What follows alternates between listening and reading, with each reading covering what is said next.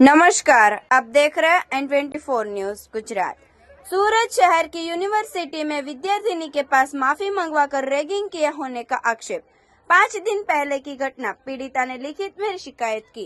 Ragging करने वाले ने VNSGU में से निकलवा देने की धमकी दी थी। वीर नर्मद दक्षिण गुजरात यूनिवर्सिटी में एक डिपार्टमेंट के विद्यार्थी ने अन्य डिपार्टमेंट की विद्यार्थिनी को जाहिर में हाथ जुड़वाकर माफी मांगने के लिए मजबूर किए होने का आक्षेप।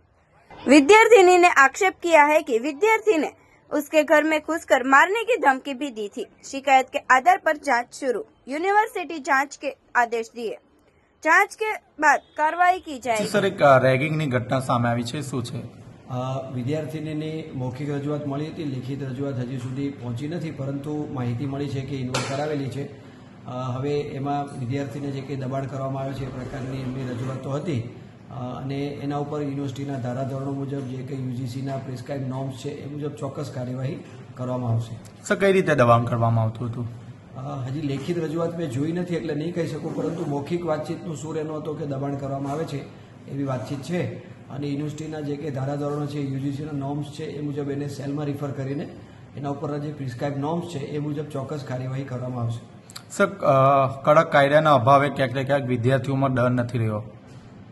કડક કાયદો તો છે એવું તો નહીં કહી શકાય, પરંતુ છતાં આવી ઘટના બનતી હોય તો ચોક્કસ એના પર ગંભીરતાથી આપણે યોગ્ય કાર્યવાહી કરવી પડે અને કયા પ્રકારની કઈ જે કંઈ સજા છે એની પણ અંદર જોગવાઈ કરેલી છે, કયા પ્રકારનો ગુનો છે એ પ્રકારે, તો એના ઉપર ચોક્કસ તપાસ સમિતિ કરાવી અને યોગ્ય કાર્યવાહી કરવામાં આવશે।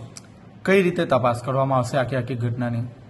જો એના પર એ રેગિંગને રિલેટેડ ફરિયાદ હશે તો એમાં પ્રિસ્ક્રાઇબ નોર્મ્સ છે, એના જે કંઈ એન્ટી રેગિંગનો સેલ છે એમાં રિફર કરવામાં આવે છે, સમિતિ હોય છે, સમિતિ તપાસ કરતી હોય છે।